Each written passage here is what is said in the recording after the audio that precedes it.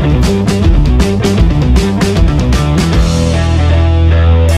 everyone, I heartily welcome to all of you in our today's class of mutual induction। आज हम discuss करेंगे mutual induction के बारे में। देखो, म्यूचुअल इंडक्शन में हम आगे स्टडी करेंगे कि जो कॉइल है, दो कॉइल, इसका mutual inductance, coefficient of mutual inductance क्या होता है, इसके बारे में डिस्कस करेंगे। फिर इसमें एक बहुत ही इंपॉर्टेंट टॉपिक है रेसिप्रोसिटी थ्योरम, इसको भी डिटेल में स्टडी करेंगे। देन म्यूचुअल इंडक्टेंस कोई भी सिस्टम का हम कैसे फाइंड कर सकते हैं, इसके बारे में भी डिस्कशन करेंगे। लेट्स सी, स्टार्ट करते हैं म्यूचुअल इंडक्शन। तो ये जो म्यूचुअल इंडक्शन है, आपको पहले मैं डेमोन्स्ट्रेशन दिखाता हूं कि म्यूचुअल इंडक्शन जो है वो क्या होता है। ठीक है, तो देखो, let's see, it's a demonstration कि इसमें होता क्या है। तो देखो, यहां पे आपको दो कॉइल दी हुई है, this is the coil 1 and this is the coil 2। अब आप कॉइल 1 में देखो, वहां पे हम एसी सप्लाई दे रहे हैं। कॉइल 1 में से कौन सा सप्लाई दे रहे हैं? एसी। और एसी करंट आप जानते हो कि एसी करंट जो है वो कंटिन्यूसली क्या होती है, टाइम के साथ वेरी करता है। एसी करंट जो है वो कंटिन्यूसली इस तरह से वेरी होता हुआ आता है। और सोलेनोइड में जो मैग्नेटिक फील्ड बनता है, इसके बारे में भी आप जानते हो, B is equal to mu naught NI। तो फर्स्ट कॉइल जो है, इसमें हम करंट पास कर रहे हैं। फर्स्ट कॉइल में हम करंट को क्या कर रहे हैं? फ्लो कराते हैं। तो वहां पे ये जो करंट है वो कंटिन्यूस टाइम के साथ वेरी हो रहा है। अगर एक करंट कंटिन्यूसली टाइम के साथ वेरी होगा तो ये जो फर्स्ट कॉइल जो है, इसमें जो मैग्नेटिक फील्ड बनेगा वो भी कंटिन्यूसली टाइम के साथ वेरी होगा। और वो जो मैग्नेटिक फील्ड यहां पे बन रहा है, वो देखो किसके साथ जुड़ रहा है? वो सेकंड कॉइल के साथ जुड़ रहा है। ठीक है, तो जब सेकंड कॉइल में आप वेरिंग मैग्नेटिक फील्ड या तो वेरिंग मैग्नेटिक फ्लक्स जोड़ दो, तो आपने ऑलरेडी पढ़ा हुआ है कि वहां पे क्या होगा? वहां पे EMF इंड्यूस होगा।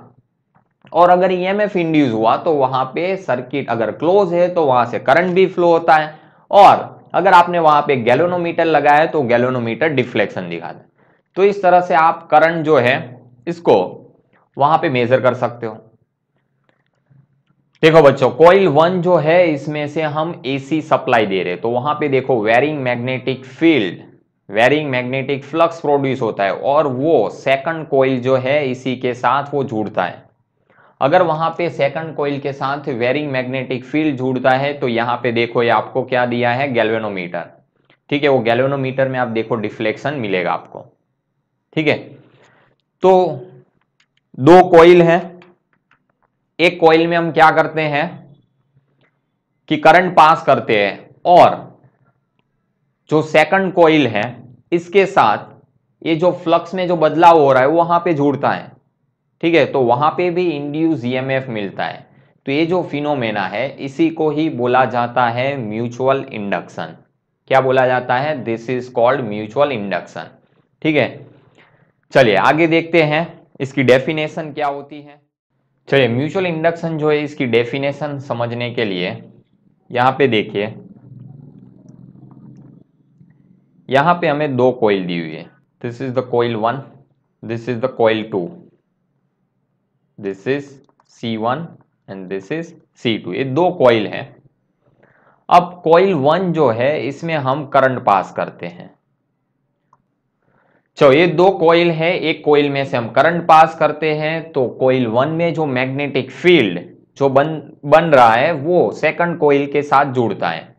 ठीक है, अब हम क्या करते हैं? ये जो करंट है इसको अगर वेरी करते हैं, ठीक है, ये करंट को हम क्या करते हैं? यहां पे वेरी करते हैं। तो अगर करंट को वेरी करेंगे तो जो फर्स्ट कॉइल है इसमें जो मैग्नेटिक फील्ड बन रहा है, जो यहां पे फर्स्ट कॉइल में जो मैग्नेटिक फील्ड बन रहा है वो भी टाइम के साथ क्या होगा? वो भी वेरी होगा, क्योंकि करंट चेंज हो रहा है। करंट चेंज होगा तो मैग्नेटिक फील्ड भी वेरी करता है। और अगर मैग्नेटिक फील्ड वेरी किया तो ये जो मैग्नेटिक फील्ड में जो भी बदलाव हो रहा है, जो परिवर्तन हो रहा है, वो सेकंड कॉइल जो इसके बाजू में है इसके साथ वो जुड़ता है। और जब कोई भी कॉइल के साथ आप वेरिंग मैग्नेटिक फ्लक्स या तो वेरिंग मैग्नेटिक फील्ड लिंक करो तो वहां पे ईएमएफ इंड्यूस होता है, और अगर ईएमएफ इंड्यूस हुआ और सर्किट वहां पे क्लोज है तो वहां पे देयर मस्ट बी करंट भी वो सर्किट में से फ्लो होती है। ठीक है, ये सब कुछ ऑलरेडी हमने आगे पढ़ा हुआ है। तो ये जो फिनोमेना है इसी को म्यूचुअल इंडक्शन बोला जाता है। लेट्स सी इट्स डेफिनेशन क्या होती है। देखो इसकी डेफिनेशन, देखो म्यूचुअल इंडक्शन जो है इसकी डेफिनेशन क्या होती है, if two coil are place close to each other and current is pass through from one coil, their magnetic flux link with the other coil. ठीक है, अगर आप एक दो कॉइल है इसको एक दूसरे के क्लोज रखो और एक कॉइल में से करंट पास करो तो वो जो कॉइल है इसका जो मैग्नेटिक फ्लक्स बनेगा वो सेकंड कॉइल के साथ क्या होगा, लिंक होता है। ठीक है, तो देखो फिर क्या करते हैं हम, if the current flow through the current carrying coil is change, EMF will set up in a second coil. EMF will set up in a second coil. According to Faraday's law, this phenomena is known as a mutual induction. ठीक है, आप अगर first जो current carrying coil है इसमें से अगर current की वैल्यूज आप चेंज करते हो तो सेकंड कॉइल जो है इसके साथ वेरिंग मैग्नेटिक फ्लक्स लिंक होता है, जिसकी वजह से वहां पे अकॉर्डिंग टू फेराडेस लॉ वहां पे ईएमएफ भी जनरेट होता है। ये जो फिनोमेना है इसी को ही बोला जाता है म्यूचुअल इंडक्शन। इसी को ही क्या बोला जाता है, this is called mutual induction. चलो आई होप आप सभी को अच्छे से समझ में आ गया होगा। अब हम आगे बढ़ते हैं, नेक्स्ट पार्ट में हम देखते हैं कि ये जो कॉइल है, ठीक है, दो, इसका जो relative coefficient of mutual inductance होता है वो क्या होता है, वो किस पे डिपेंड करता है, इसका यूनिट क्या होगा, डायमेंशनल फॉर्मूला क्या होगा, this all thing we will discuss in the next slide. Let's see, total flux link with second coil which is directly proportional to current is passing through from coil 1। देखो जो यहां पे magnetic flux second coil के साथ link हो रहा है which is directly proportional to current I1 is flow from the coil 1। ठीक है, अब देखो वहां पे जो प्रोपोर्शनल, अगर आप इसको रिमूव करते हो तो वहां पे आप लिख सकते हो coefficient of mutual inductance of this two coil system, और इसको लिखा जाता है M21। M21 मींस इसको क्या लिख सकते, देखो M21 का मतलब होता है कि म्यूचुअल इंडक्टेंस ऑफ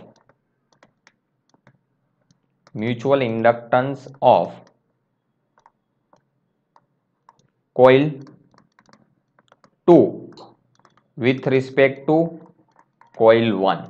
ठीक है, आप कॉइल 2 का म्यूचुअल इंडक्टेंस मेजर कर रहे हो विथ रिस्पेक्ट टू कॉइल 1।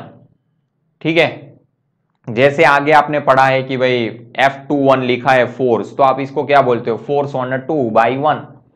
तो सेम ईयर यहाँ पे जो कॉइल में से करंट पास हो रहा है उसकी रिस्पेक्ट में आप सेकंड कॉइल का क्या फाइंड कर रहे हो, म्यूचुअल इंडक्टेंस। तो M21 को ऐसे बोला जाएगा mutual inductance of coil 2 with respect to coil 1। अगर M12 होता तो हम इसको क्या बोलते हैं, mutual inductance of coil 1 with respect to coil 2। Coil 2 में से करंट पास होता और कॉइल 2 का जो मैग्नेटिक फील्ड वहां पे प्रोड्यूस होगा वो किसके साथ लिंक होता, कॉइल 1 के साथ। तो इसको आप बोला जाता है mutual inductance of coil 1 with respect to coil 2। चलिए आगे बढ़ते हैं, M21 जो है इसको क्या बोला जाता है, this is called where the constant of proportionality M is called the mutual inductance of the coil। चलिए आगे देखते हैं कि ये जो म्यूचुअल इंडक्टेंस ऑफ कॉइल है वो कौन सी चीजों पे डिपेंड करता है। तो it's depends on first size and shape of the coil, second number of turns, third magnetic properties of the medium with in the coil, magnetic properties of the medium with in the coil, and fourth there relative orientation, कि ये जो coil है इसको आपने कैसे put किया हुआ है। ठीक है, कॉइल का जो ओरिएंटेशन है वो आपने किस तरह से किया हुआ है वो इस पे भी डिपेंड करता है। चलिए अब आगे देखते हैं कि ये जो म्यूचुअल इंडक्टेंस है इसकी डेफिनेशन क्या होती है। Let's see on a next slide. तो ऑलरेडी हमने पढ़ा कि phi2 is equal to M21 into I1 होता है। ठीक है, जस्ट सपोज हम I1 को क्या कर ले 1 एम्पियर, देन हम क्या लिख सकते हैं phi2 is equal to M21।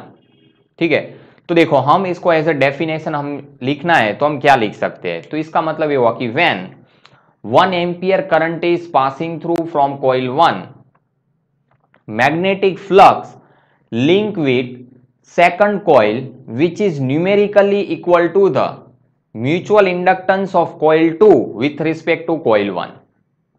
ठीक है, देखो क्या कि when 1 ampere current is passing through from coil 1, magnetic flux link with second coil which is numerically equal to the mutual inductance of coil 2 with respect to coil 1। ठीक है, this is the first definition of mutual inductance. But same year यहां पे दिक्कत क्या है कि हमारे पास ऐसी कोई भी डिवाइस नहीं है जिससे हम ये जो फ्लक्स है सेकंड कॉइल के साथ जो फ्लक्स जुड़ रहा है इसको हम मेजर कर सके। मैग्नेटिक फ्लक्स मेजर करने के लिए हमारे पास ऐसी कोई डिवाइस नहीं है। तो अगर हम चाहते हैं कि कोई भी कॉइल का म्यूचुअल इंडक्टेंस निकालना है तो इसको हम कभी मेजर ही नहीं कर सकते by magnetic flux, because we have no any kind of device. ठीक है, चलो तो हमें और कुछ ऑप्शन के बारे में सोचना पड़ा, तो इसके लिए हमने फिर फेराडेस का लॉ यूज किया कि फेराडेस लॉ जो के क्या है कि सेकंड कॉइल जो वहां पे इंड्यूस ईएमएफ बनता है तो वो क्या होता है E is equal to d∅2 by dt। According to Faraday's law हम क्या लिख सकते हैं, देखो हाँ, according to Faraday's law E is equal to minus d∅2 by dt होता है। अब यहां पे जो phi2 है इसमें आप ये वैल्यूज पुट कर सकते हो। phi2 ये देखो, ये जो वैल्यूज है इसको आप पुट कर दो phi2 की जगह पे, तो M21 जो है वो कांस्टेंट है वो आगे आ जाएगा। देखो M21 आगे आ गया di1 बाई dt, और di1 बाई dt को हमने क्या ले लिया 1 एम्पियर पर सेकंड। तो आप सेकंड डेफिनेशन क्या लिख सकते हो, देखो E is equal to minus M21, तो इसको हम क्या लिख सकते हैं, देखो if 1 ampere per second current is passing through from coil 1, then EMF will induce in a second coil which is numerically equal to the mutual inductance of coil 2 with respect to coil 1। I repeat, देखो when 1 ampere per second current is passing through from coil 1, EMF will induce in a second coil which is numerically equal to the mutual inductance of coil 2 with respect to coil 1। This is the definition of mutual inductance। अब EMF major करने के लिए हमारे पास devices हैं, volt meter वगैरह हम use करते हैं। तो हम कोइल के दो एंड के बीच अगर वोल्ट मीटर लगा देते तो वहां पे कितना पोटेंशियल डिफरेंस क्रिएट हुआ, तो वही which is numerically equal to the self mutual inductance of the coil. तो हम कोई भी जो कॉइल की सिस्टम है तो वो कॉइल का जो सिस्टम है इसका म्यूचुअल इंडक्टेंस हम फाइंड कर सकते हैं बाय सेकंड डेफिनेशन।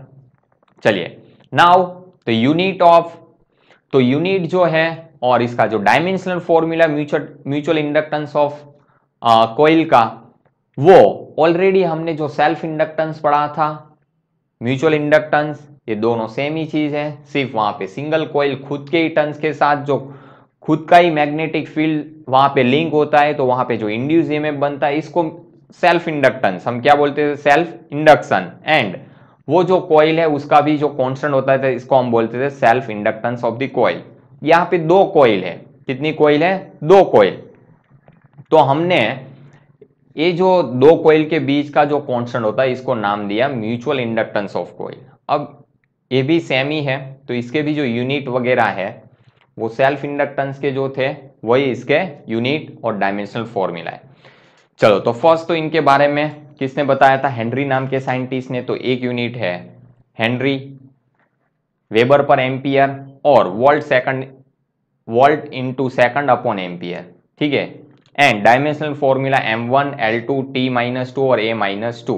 ये सब कुछ हमने प्रीवियस क्लास में डिस्कस किया हुआ है। सेल्फ इंडक्शन में ये फॉर्मूला कैसे डिराइव किया जाता है आप वो सब कुछ देख सकते हो। सेल्फ इंडक्शन वाला जो हमारा प्रीवियस लेक्चर था इसको आप अच्छे से देख लो, आपको क्लियरली समझ में आ जाएगा कि डायमेंशनल फॉर्मूला कैसे इसका बनाया जाता है, इसके जो बाकी यूनिट है हेनरी के अलावा वो कैसे बनाए जाते। This all thing we are discuss in a self induction. चलिए अब आगे जो हमें स्टडी करना है वो हमें रेसिप्रोसिटी थ्योरम। क्या स्टडी करना है? Reciprocity theorem. Let's see. चलिए आगे हमारा जो टॉपिक है वो रेसिप्रोसिटी थ्योरम। चलिए शुरू करते हैं। रेसिप्रोसिटी थ्योरम क्या होता है? तो देखो रेसिप्रोसिटी जो थ्योरम है इसमें आपको ऐसे दो कॉइल दिया हुआ है। कितना कॉइल है? चलिए तो यहां पे आपको दो कॉइल दिया हुआ है। This is the coil 1। चलो तो ये दो कॉइल C1 और C2, ये जो कॉइल है इसमें total number of turns N1 है।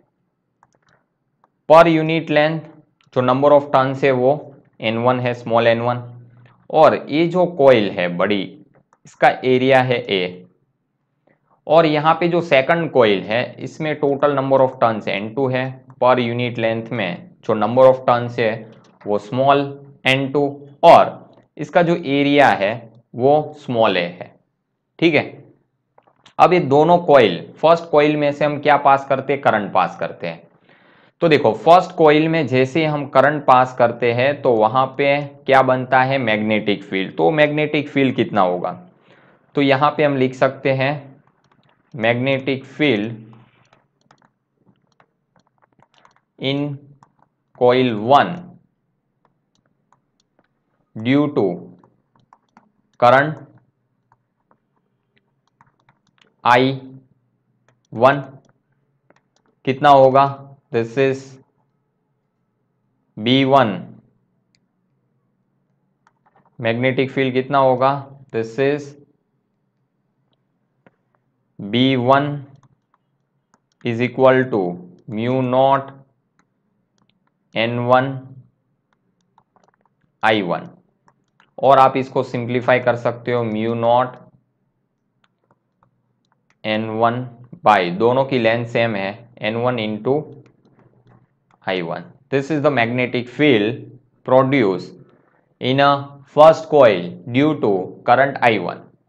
चलो अब यही मैग्नेटिक फील्ड वो सेकंड कॉइल के साथ जुड़ता है तो magnetic flux link with second coil आप लिख सकते हो कितना होगा? Magnetic flux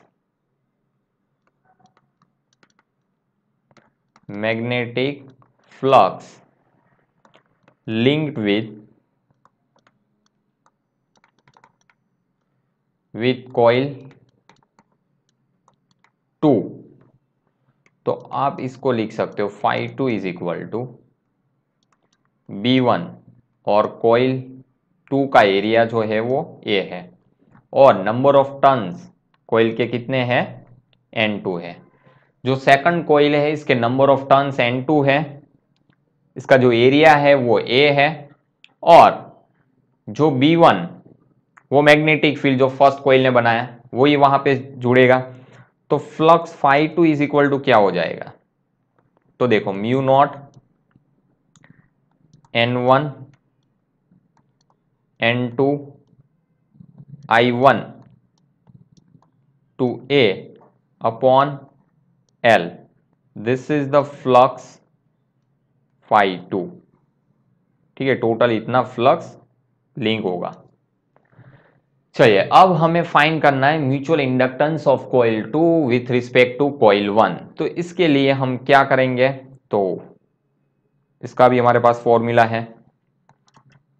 mutual inductance coil 1 की वजह से कॉइल 2 जो है इसमें कितना म्यूचुअल इंडक्टेंस होगा वो हमें फाइंड करना है। तो हमारा जो फॉर्मूला है M21 is equal to phi2 upon I1। याद है हमने आगे जो पढ़ा कि phi2 इज इक्वल टू क्या होता है? phi2 magnetic flux link with second coil which is directly proportional to I1। और प्रपोजल निकालते हो तो वहां पे M21 आता है और M21 को सब्जेक्ट बनाओ तो phi2 अपॉन I1। अब phi2 की वैल्यू आपके पास है, पुट करो पूरी वैल्यूज। तो इसमें से देखो I1 और I1 कैंसिल हो जाएगा, mu naught N1 N2 I1A upon I1 into L। तो यहां से जो I1 है और I1 कैंसिल हो जाएगा, तो आप लिख सकते हो कि जो M21 is equal to mu naught N1 N2 A upon L। This is the mutual inductance of coil 2 with respect to coil 1। ठीक है, तो इस तरह से हम फाइंड कर सकते हैं। चलिए, ये हमने फाइंड किया, ये क्या फाइंड किया हमने, M21। अब हम उल्टा करते हैं कि कॉइल 2 जो है इसमें से करंट पास करते हैं और कॉइल 1 जो है उसमें क्या करते हैं, मैग्नेटिक फ्लक्स लिंक करते हैं। तो हम फाइंड करना चाहते हैं mutual inductance of coil 1 with respect to coil 2। इसका जो आंसर क्या आता है वो हम देखना चाहते हैं। चलिए, तो आगे हम नेक्स्ट स्लाइड में जाते हैं। चलो, यहां पे जो है हम कॉइल 2 में से करंट फ्लो कराते हैं I2। This is the coil 2, coil 1, बाकी सब कुछ एज इट इज, जो आगे था वही, कोई डिफरेंस नहीं। फर्स्ट कॉइल में नंबर ऑफ टर्न्स N1 है, सेकंड कॉइल में N2 है। इसका जो एरिया है कॉइल 1 का वो एरिया A है, कॉइल 2 का जो एरिया है वो A है, स्मॉल है।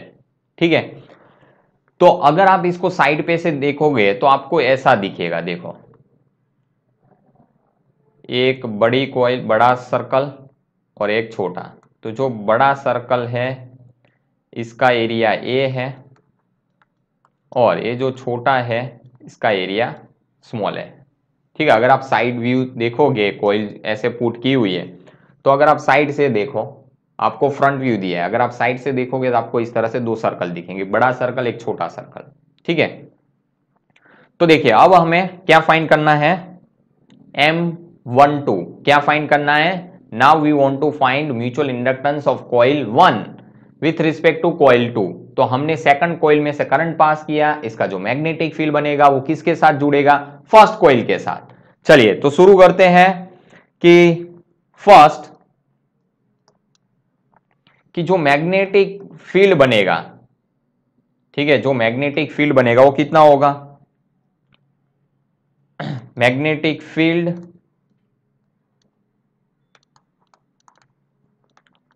इन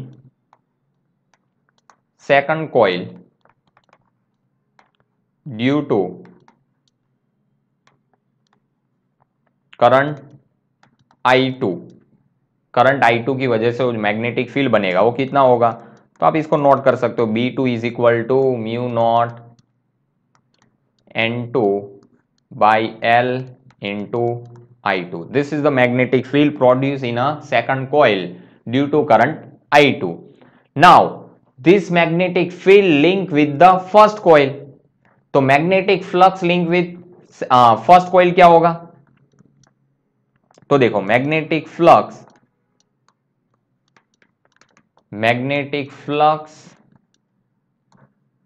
linked with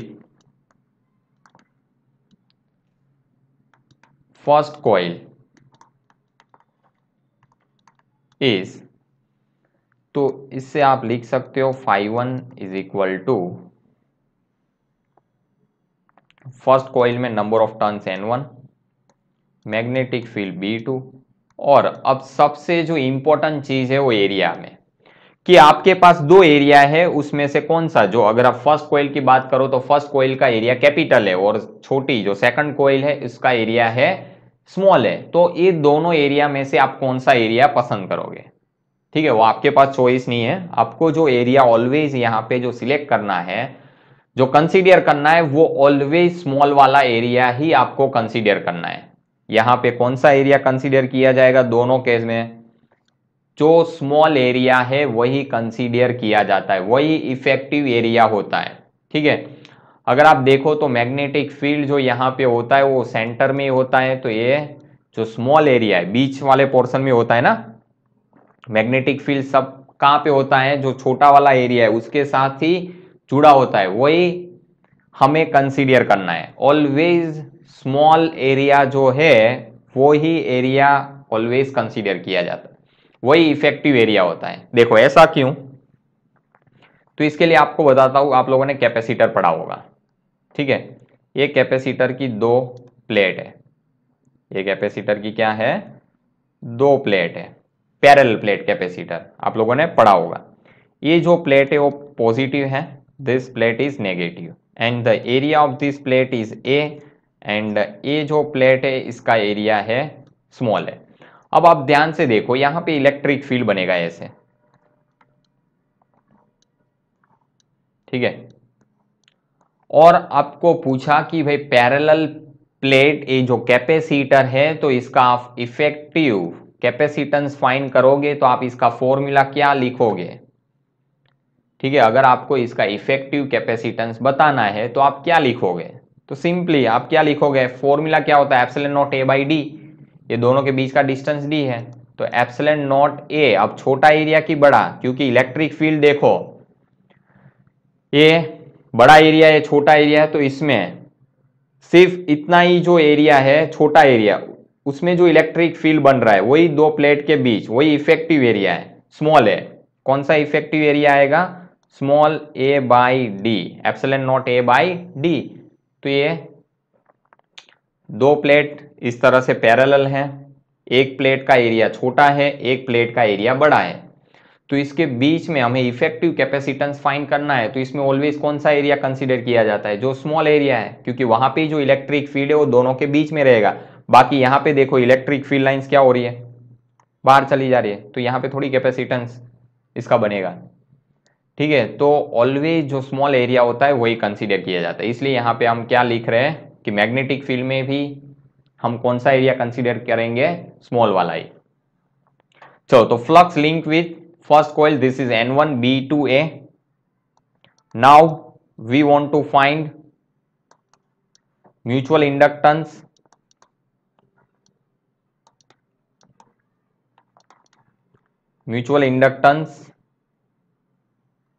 of coil 1 with respect to coil 2। हमें क्या फाइंड करना है, mutual inductance of coil 1 with respect to coil 2 find करना है। तो ये हमारा रहा formula, M12 is equal to φ1 upon I2, ठीक है। सेम ये फॉर्मूला यहाँ पे आप पुट करोगे, सॉरी यहाँ पे हमने वैल्यूज नहीं पुट की, हम यहाँ पे सारी वैल्यूज पुट कर देते तो आंसर क्या आ जाएगा, तो ये हो जाएगा mu naught N1 N2 A by L, और यहाँ पे I2 भी आएगा। चलो, अब यहाँ पे अगर आप φ1 की वैल्यूज रखते हो तो I2 और I2 कैंसिल हो जाएगा, तो ये आपको देखो क्या मिलेगा answer, mu naught N1 N2 A upon L, जो I2 और I2 है वो दोनों में से कैंसिल हो जाएगा। तो ये सेम फॉर्मूला देखो जो हमने पढ़ा M21, ठीक है, mu naught N1 into N2 A by L, same ऐसा ही फॉर्मूला देखो M21 का भी है, M21 का भी फॉर्मूला देखो आप, देखो M21 mu naught N1 into N2 into A by L, और यहां पे जो हमें फॉर्मूला मिला वो भी सेम है M12। दैट मीन्स कि ये जो M12 is equal to M21 is equal to, इसको हम M बोल सकते हैं, ठीक है। तो this is the reciprocity theorem, this is called reciprocity theorem, इसी को ही क्या बोला जाता है, this is called reciprocity theorem, कि दोनों आप कोइल 1 में से करंट पास करो या कोइल 2 में से, दोनों के जो म्यूचुअल इंडक्टेंस सिस्टम के मिलेंगे वो आपको सेम ही मिलेगा, ठीक है। तो this is called reciprocity theorem. चलिए, मे भी आपके एग्जामिनेशन में पूछ सकते हैं, बोर्ड एग्जामिनेशन में आपको प्रूफ करना आना चाहिए। चलिए आगे बढ़ते हैं। अब हम म्यूचुअल इंडक्टेंस के रिलेटेड कुछ न्यूमेरिकल्स वगैरह सॉल्व करते हैं कि जो न्यूमेरिकल्स है वो कैसे सॉल्व किए जाते हैं। तो लेट्स सी, आपको यहाँ पे फर्स्ट कंडीशन दी हुई है, एक कंडीशन दी हुई है कि a small square loop of wire of side L is placed inside a large square loop of wire of side L, where L is greater than L, the loop are coplanar and their center coincide. Find the mutual inductance of the system. देखो कुछ इस तरह से आपको दिया हुआ है, दो स्क्वायर लूप दिए है, दोनों कोप्लेनर है। देखो, a small square loop of wire side L, ये जो है इसकी जो लेंथ है वो हमें L दी हुई है, और जो बड़ा लूप है इसकी लेंथ कैपिटल L है। And both are coplanar, coplanar means दोनों एक ही प्लेन में। एंड देयर सेंटर कोइंसाइड, दोनों के सेंटर क्या कर रहे हैं, कोइंसाइड कर रहे हैं।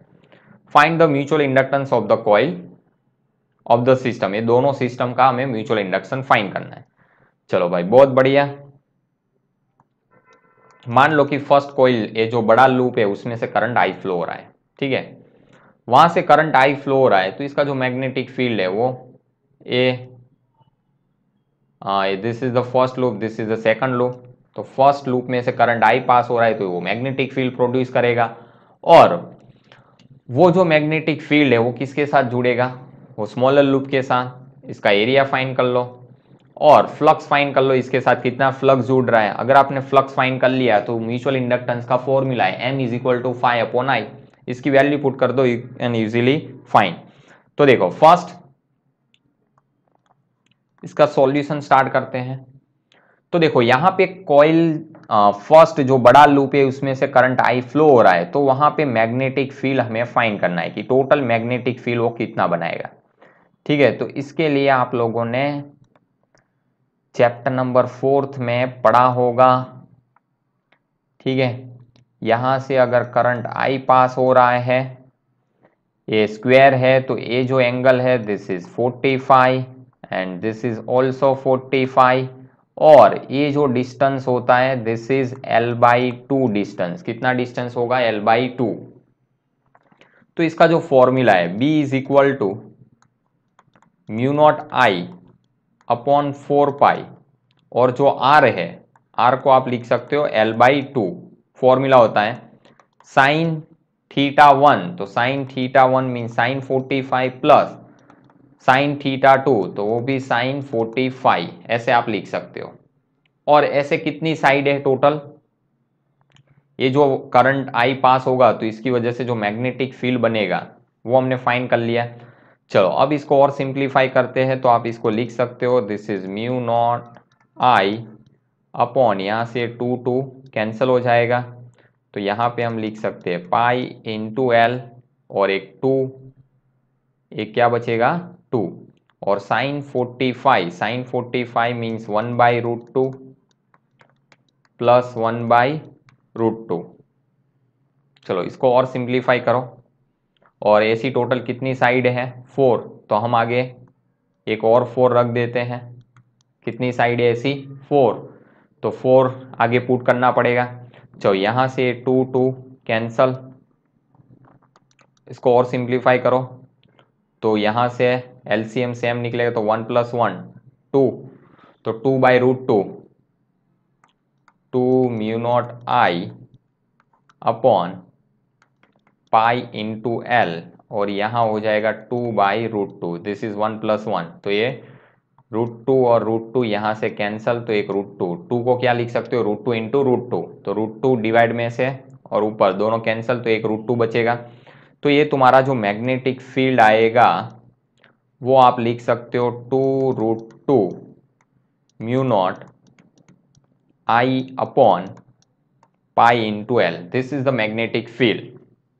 अब जो स्मॉलर लूप है इसके साथ कितना मैग्नेटिक फ्लक्स लिंक हो रहा है वो हमें फाइंड करना है। चलिए, तो इसके लिए आप लिख सकते हो कि magnetic flux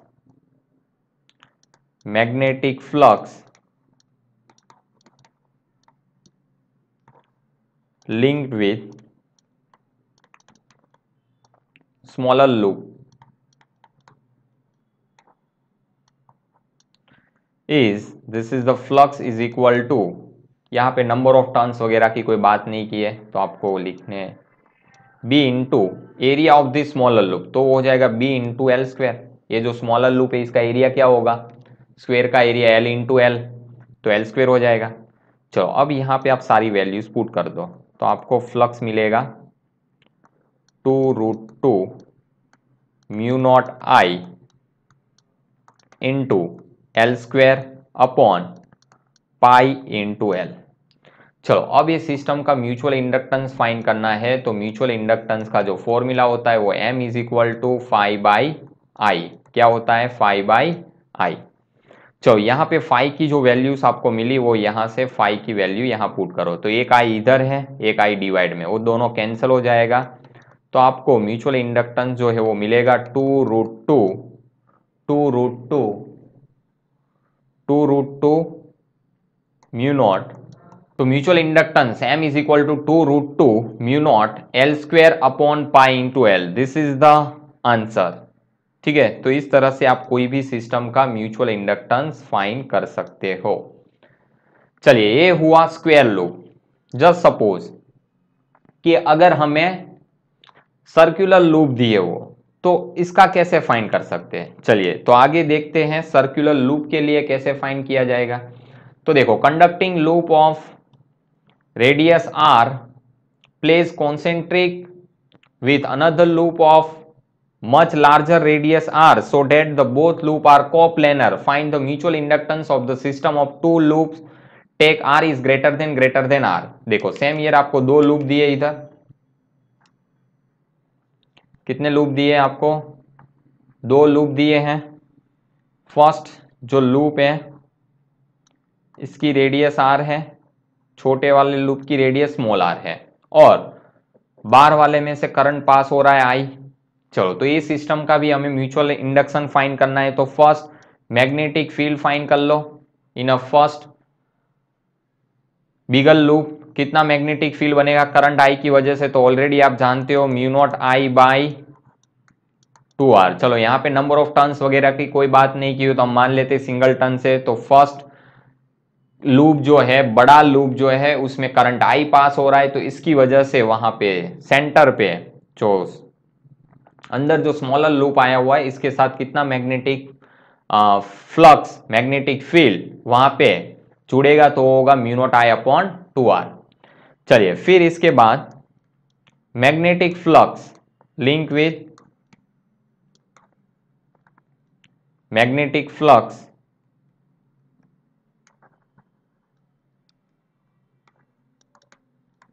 linked with smaller loop, कितना होगा फ्लक्स is equal to B into area, इसका जो एरिया है स्मॉलर लूप का वो पाई आर स्क्वायर। तो यहाँ पे सारी वैल्यूज पुट कर दो, तो mu naught I upon 2r into pi are square, छोटा रहेगा ठीक है pi are square. This is the flux link with the smaller loop. Now mutual inductance of the system, तो इसके लिए क्या फॉर्मूला है आप सभी जानते ही हो, m is equal to phi by I. चाहिए यहाँ पे सारी वैल्यूज पुट करो, तो फाई जो है वो mu naught I upon 2r into pi are square upon I, तो ये I और I कैंसिल हो जाएगा, तो म्यूचुअल इंडक्शन आपको मिलेगा mu naught pi are square by 2r। This is the formula of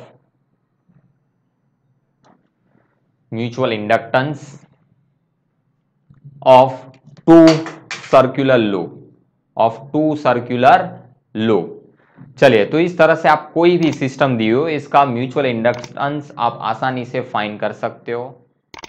thank you everyone.